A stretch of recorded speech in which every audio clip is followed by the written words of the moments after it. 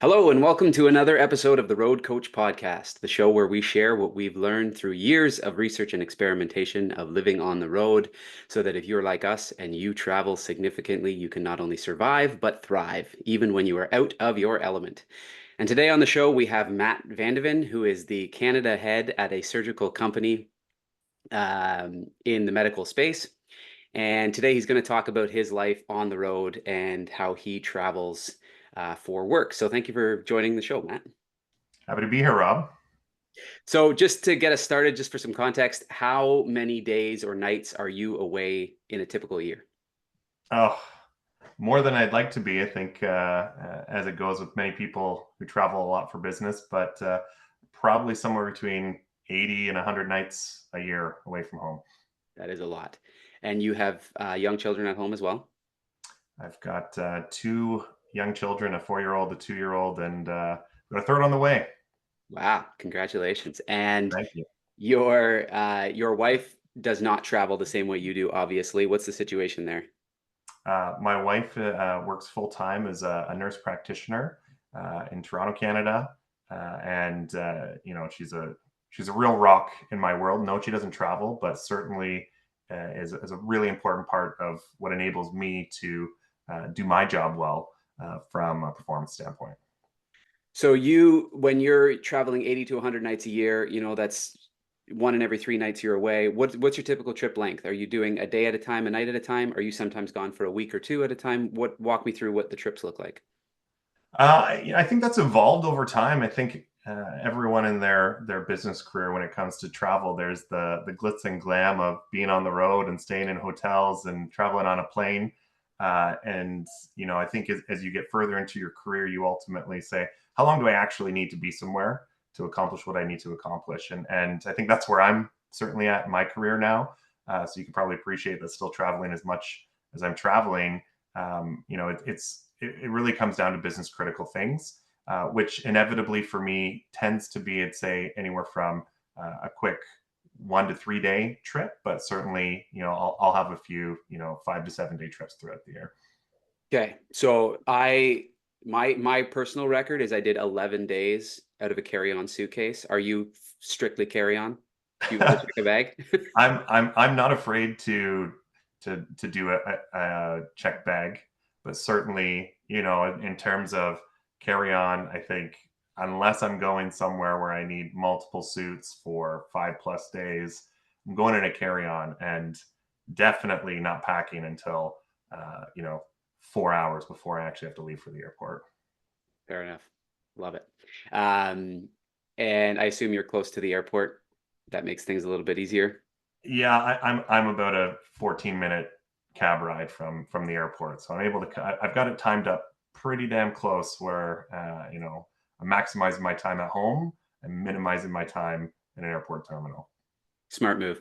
And that's something I mean, we know each other obviously, so you know it's difficult for me because I live in like a regional hub for airports, right? And so I've got that 15-minute drive to the airport, but then it's a 20-minute hop to the major hub where I'm always flying through, or it's that 2-hour drive to the airport, and I often have to figure out for myself um, what the better option is because these smaller flights from my hub to the major hub often get canceled, right? And so I can show up at the airport, what I think is perfect timing, and I've spent the most amount of time I can at home with the family, and then all of a sudden my entire trip has been thrown for a loop.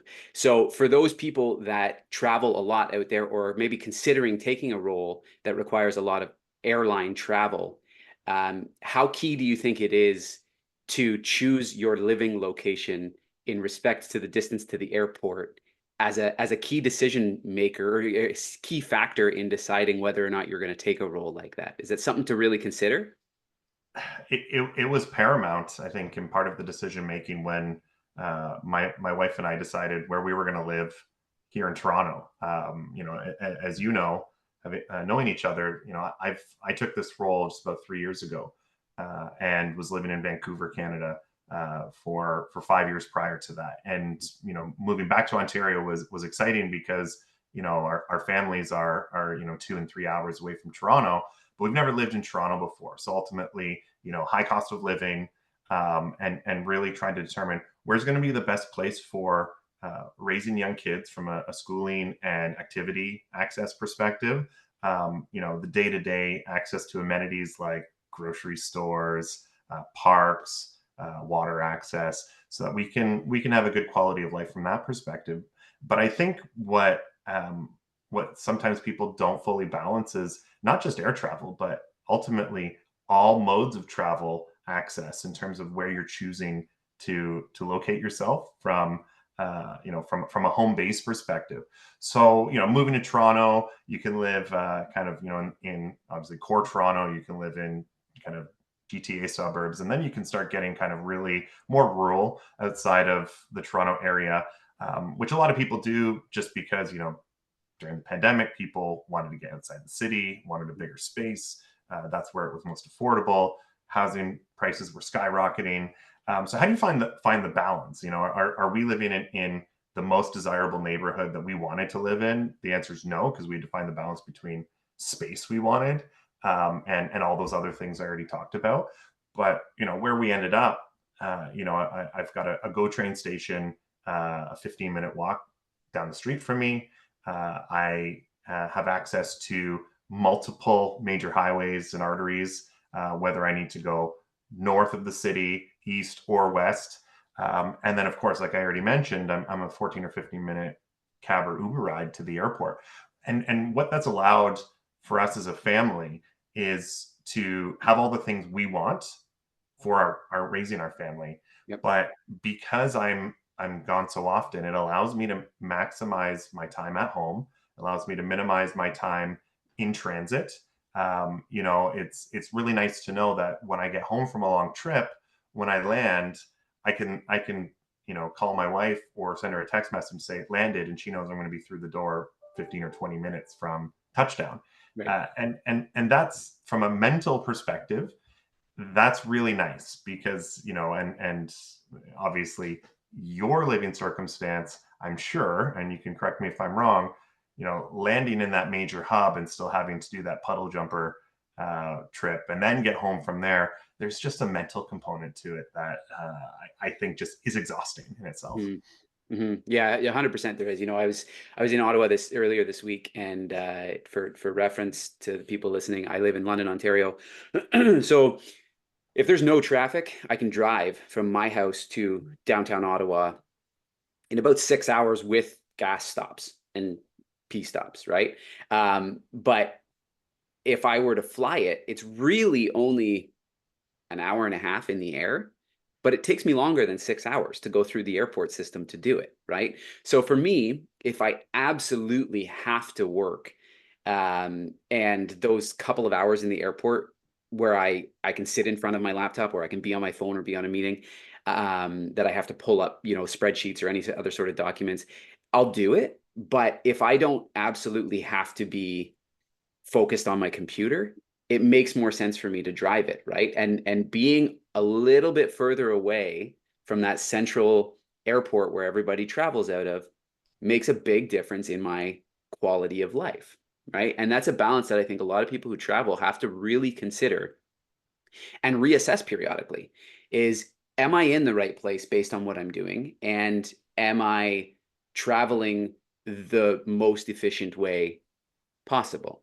Because life would be a lot easier for me and my family if we lived somewhere, closer to where you are. But by the same token, our cost of living would probably increase by 30% easily to do so with less space, less amenities, less of that extra stuff we like to do on the weekends, etc.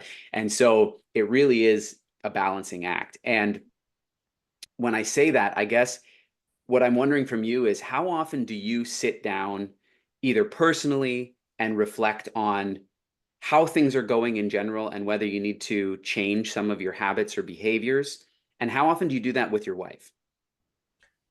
A lot. I mean, obviously, I talked about how important my wife is in enabling me to travel as much as I do. There's definitely some guilt that comes along with that when I'm away, because I know she's taking on so much of the responsibility. There's a huge amount of appreciation that I have for that, and I think ultimately I do try really hard to recognize that, because when I come home and the kids are screaming or being difficult, and I'm doing that in tandem with my wife, I have to reflect on that and go, doing this by myself for multiple days is just like a task that I have to have a level of appreciation for. So, we when you've got busy young kids who are full of energy and in tons of activities and all over the place, I find that I don't get the amount of time to just sit down and have an adult conversation with my wife that I'd like to have. But when we do, these are the kinds of things that we talk about. Certainly traveling a lot. There's a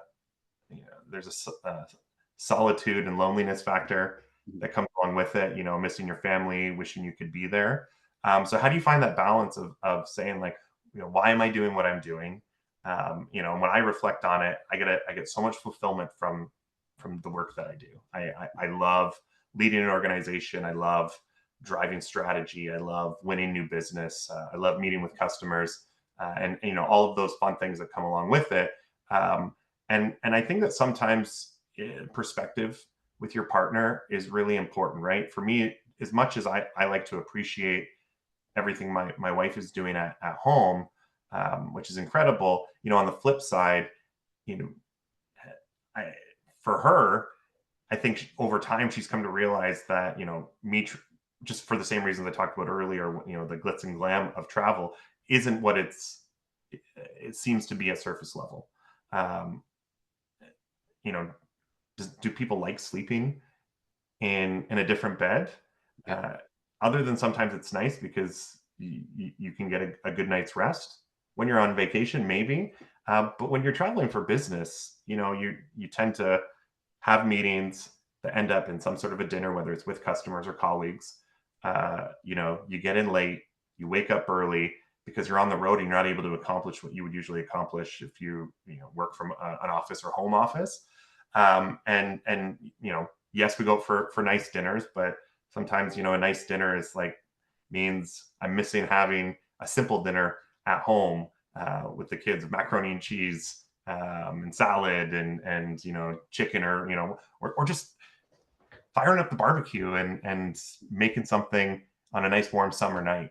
So like, again, those are the things we kind of talk about. I think recognize that it each side from the relationship support perspective has its own challenges. But I think that's what's really important, is making sure that there's acknowledgement of the pros and the cons, and ultimately, how do you make up for that when you are back together, right? Acknowledgement's one piece, but there's those additional things that show the other person, like, hey, this is you're fatigued from this specific task. Let me take that for you, and it really becomes this really important, synergistic, symbiotic cycle. Very nice. I find that a lot of people like us that travel a lot, who have spouses that don't, we can tend to get into a situation where there's a bit of resentment because the spouse that doesn't travel sometimes naturally thinks, well, you're away from the home life and I'm taking care of everything here, and your work trips seem like so much fun, like you're just having a party the whole time. And there tends to be a bit of misunderstanding when the person who travels comes home, in that, often our work trips, like you said, are very, very busy. And they go from 7 in the morning till sometimes 10, 11 o'clock at night. And you get to your hotel room just in time to sleep for maybe 7 hours, 8 if you're lucky. And the cycle starts all over again. And these work trips are not, they are rarely a party. They are often very draining. And the travel on top of it drains you as well. And so how do you handle when you get home, if you've ever been in that situation where your wife thinks you've got it easy, you don't have to be with the kids 3 days a week, how do you handle that conversation? And how do you, when you get home from a trip, how do you navigate that? She's exhausted, you're exhausted for very different reasons, but for 24 hours after you get home from a trip, you may not be able to give your A game to the family, and she may not be able to give her A game to you. How do you guys navigate and make that work? You know, it's there's an evolution over time of how family dynamic works from that perspective. I think ultimately, when you're younger, and you're transitioning to a family life, you start your work career. If it's before family, it's all about you, right? It's about your career progression. It's about wanting to do all that travel, and you whatever time you have left over, you probably want to hang out with friends and have fun and do all these things. And then all of a sudden, the family dynamic comes into it, and you realize over time you have to cut some of these things out, right? And I think that, at least for myself anyways, it was trying to do all of those things, and just being spread too thin. And Yeah. ultimately, I think self modulating in a way where, as someone who is a friend of mine, we obviously don't see each other, or certainly don't talk to each other as much as we did 10 or 15 years ago. And Right. part of that is just priorities, right? You go, not that I care about our friendship or I care about any of my other relationships more. It's like, I just have to accept that I don't have uh, the hours in a day to fit in everything I want. So it's, when does that stuff fit in? And picking and choosing. And I think ultimately, when there is something that comes up, uh, that coming back from a long trip and then needing to do something that's not family, it's just being honest and saying, hey, listen, this is why this is important to me. I'd really like to go and do this. And acknowledging that, hey, I've been away for 5 days and you've been alone with the kids, and I know this is an additional burden I'm asking of you, but this is why it's important. Are you okay with it? And like, that goes a long way, where maybe traditionally I would say, hey, I'm going to go do this. I'll be gone for an hour, knowing I was going to be gone for 5. You know what I mean? Right. So honesty is key, which is good. Do you guys have any rituals after, maybe a longer trip where, you and your wife sort of do the same thing? You get takeout and cuddle on the couch and watch a movie, or do you have anything that's kind of become routine where after you've been gone for a while, this is the pattern we fall into to kind of reconnect? To be honest, not really. I think the routine of just having like a, a nice embrace Yeah, yeah, to reconnect. We joke all the time that there is this like needing to get to know each other again. yeah, Um, and we inevitably, I guess, the one thing is, we have a joke, which I'm sure a lot of people have, is, what's up, roomie? yeah, yeah. Because sometimes we're like passing ships. But in that, inside joke, I think that's like the acknowledgement of everything else we've talked about up until now. Uh, in that, there's an understanding, an unspoken understanding of our family dynamic and the division of labor, which is ever changing too. But Yeah. yeah, in terms of cuddling up on the couch, not a big cuddler, Rob. Sorry. It's all good.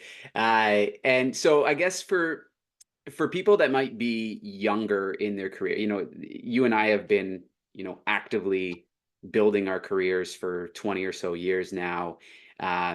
Both of us have spent a lot of time in sales, marketing, strategy, business development. Do you think it's possible for someone who's younger and hungry and wants to sort of climb the corporate ladder? Do you think it's possible to do that without getting into roles that require travel?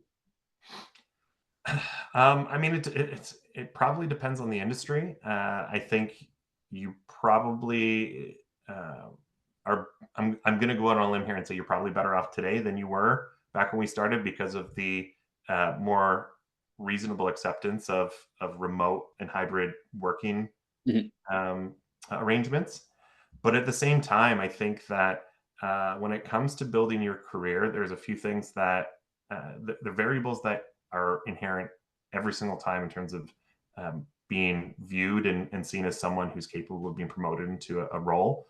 Uh, it's performance, Mhm. right? And performance usually means you got to differentiate yourself.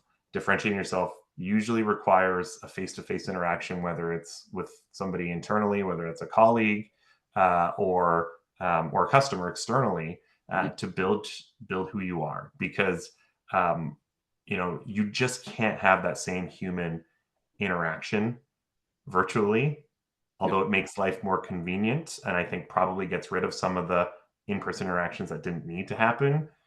you know, Especially in the corporate world, a sales related corporate world, I think that it's really challenging. You have to just prepare yourself for some level of travel, and you got to think about, how do I best set myself up for mental and physical well-being.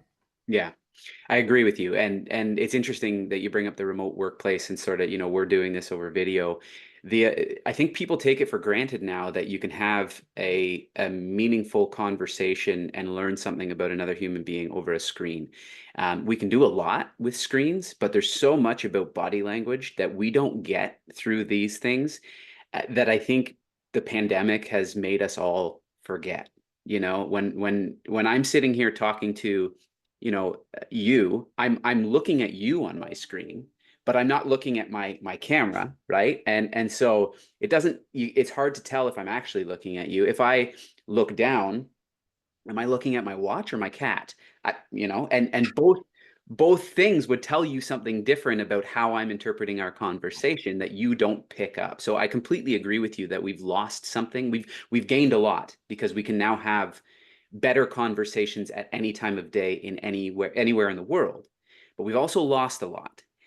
And that brings me to, I think, something that I spoke to with our last guest, Laura Helen, and she actually took her entire family on the road. So her husband and her two kids 7 years ago sold everything and have lived on the road for 7 years. And so their kids don't have formal education. If they want to learn about something, they go there. So kids wanted to learn about the pyramids. They moved to Egypt for like 6 months.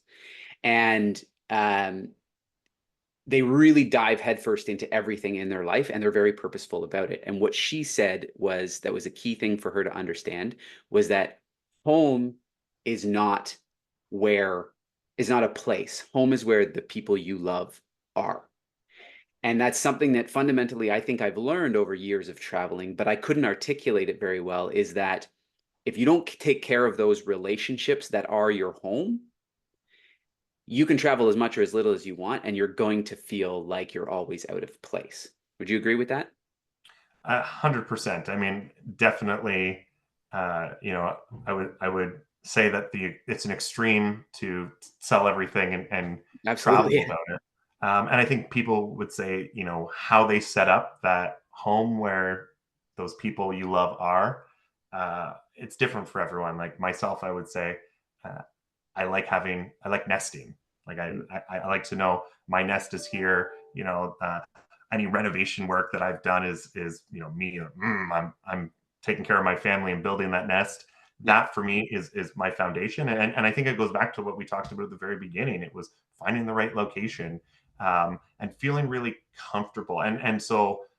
Uh, Comfort is something that people need to consider, because sometimes people, I think, just uh, dilute it down to one or two variables. And sometimes that's, I want a really big, nice house with a backyard and a pool and a dog and a white picket fence.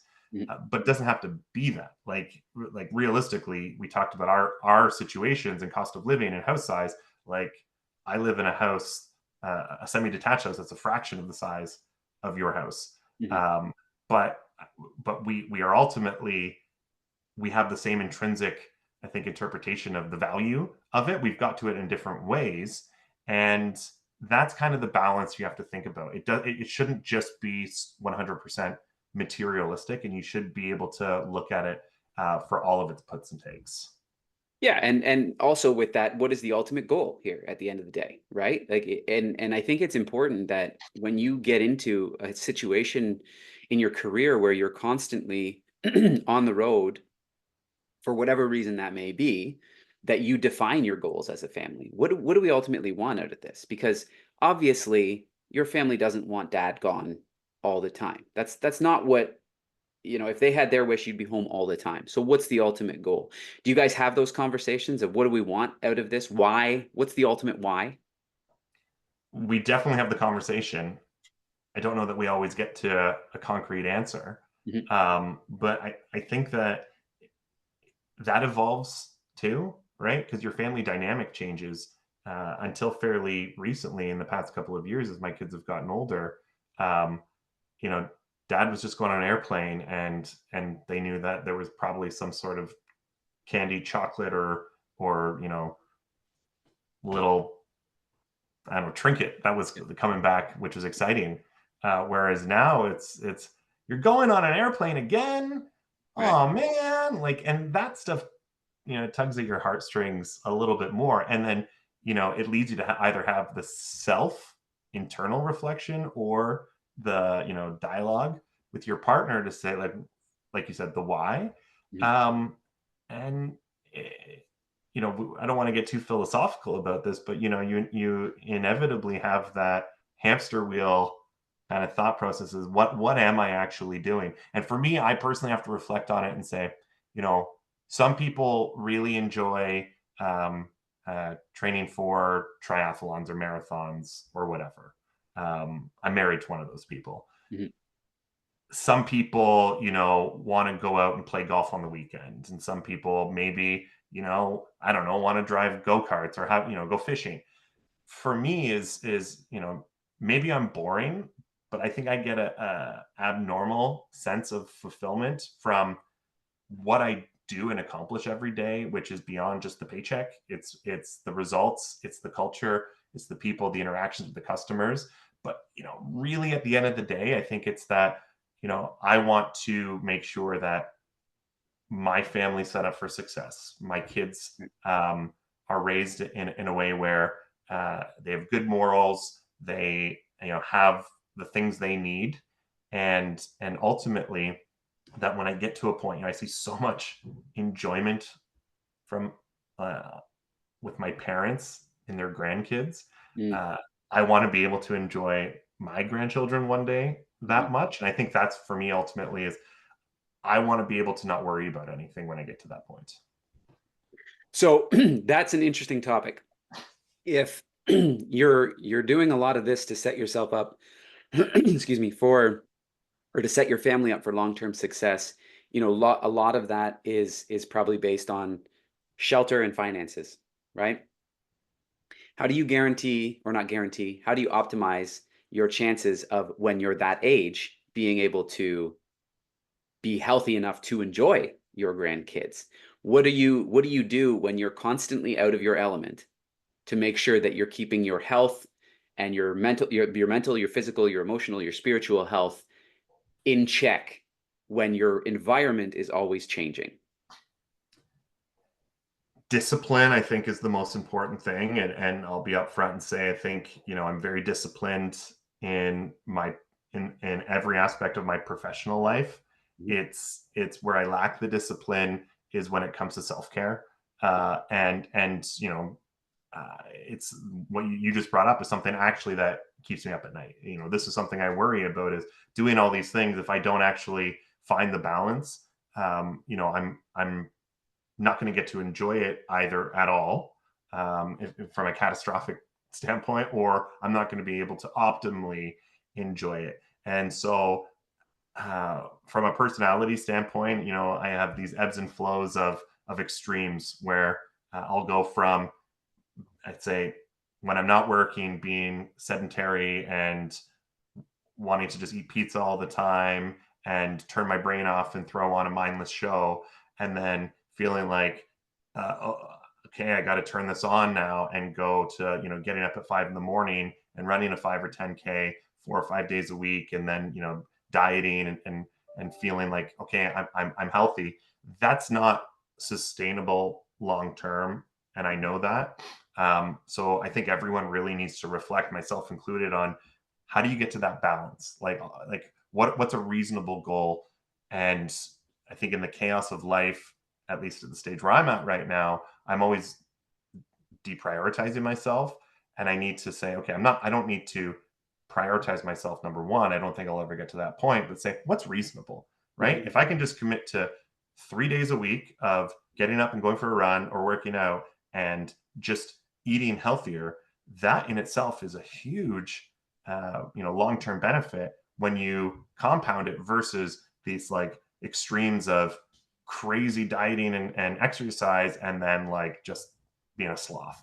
Absolutely.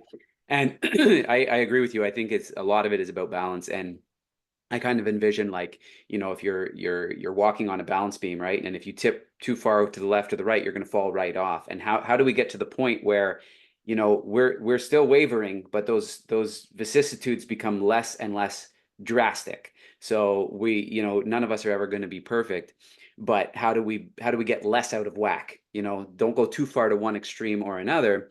The golden mean, right? As Aristotle said, is I think a very, very valuable thing to keep in mind when people like us are constantly in different environments.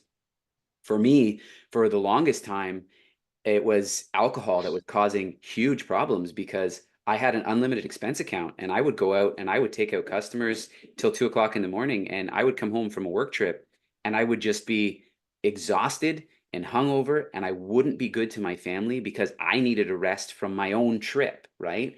And so that, cutting out alcohol on work trips has been a huge, huge benefit for me that I've realized it's just not something I can do and be everything that I want to be for everybody outside of that trip. And once I did it, I realized none of my customers even care. You know what I mean? Like it doesn't make a difference. It doesn't affect my business as to whether or not I can, go out till 2 in the morning and drink 10 pints with one of my customers. They're still gonna buy if I provide value to them. And I think a lot of those ruts that we get ourselves into, whether it's drinking on an expense account or eating pizza in a hotel room, we tend to go that route because we think there's no other option because it's become comfortable, and we need to really constantly force ourselves to think, is this the ideal thing? So for people that are either new to a traveling career or considering a traveling career, what are some pieces of advice that you would give them in terms of trying to keep balance? I think the most important thing, and thinking about the fact that I just told you about my yo-yo ups and downs of going from one extreme to the other, is always like, as long as it's top of mind for you, as long as you acknowledge it and you're willing to try something different, I'm actually more okay with the fact that I go from one extreme to the other than just the acceptance of this is the way it is and I don't really care. Right. Right. And I think once if you acquiesce uh, to one thing, especially if it's on, and it will almost always be on the not so healthy side of things, Yep. it's going to be destructive and catastrophic, right? And not sustainable. And at some point, you're going to burn out, you're going to break down, or you're going to just drop out of the industry. You're going to lose your job. You're never going to get that promotion you want. I Right. think people need to be open to say, you can go on Facebook, Instagram, or any other social media platform, and you're going to have 15, 20, 100 different ads thrown at you saying, use this health and wellness program, use this supplement, use, whatever coping tactic it is. But I think it's really important to explore what works for other people, ask them about it, try it. If it works for you, great. If it doesn't, then try something else, and I'll give you an example. You and I talked recently about these sorts of things and how to find that balance and health and wellness. And you shared with me that meditation was something that you've implemented into both your professional and personal life. And the way you talked about what it's brought you in terms of just organizing your thoughts. Although I haven't, you know, truth be told, started doing it, like that's stuck in my head. And we maybe had that conversation a week or two ago as Hmm. something like I want to try this, because the one thing we don't get in life often is peace and quiet in our minds. And if you're traveling, what better opportunity do you have in a hotel room by yourself than to try and meditate and organize your thoughts there? So, for me, that's the next thing I want to try. And I think that for me, to my point, is just try something new. The lifestyle I live now when I'm traveling is a lot healthier than the lifestyle I lived at the beginning of my career. It's not as healthy as I think it should be in an ideal state, but I hope to continue to improve it and get to a point where at the end of the day, I do get to enjoy that goal of enjoying my kids growing up and ultimately my grandchildren when I get to that long awaited destination. Very nice. Yeah, it's about progress, not perfection, right? Exactly. As long as we can get a little bit better each day. That's great. Well, Matt, thank you very much for taking the time to come on the show. I really do appreciate it. We'll post this online for people that want to connect with you. What's the best way to do so? Social media, LinkedIn, Social media is great. You're on The Instagram. I'm on Instagram. I'm on the book. I think I have a TikTok account, but don't go on it. So yeah, I'd say Instagram, Facebook are the best ways to connect with me. Awesome. Well, when we put the episode out, we'll tag your social media accounts, and then if people have more questions, are you okay if they reach out? Absolutely. All right. Thanks again, Matt. And as always, if you're like us and you spend a lot of time on the road, we hope you're not only surviving, but thriving, even when you're out of your element. Until next time. Take care.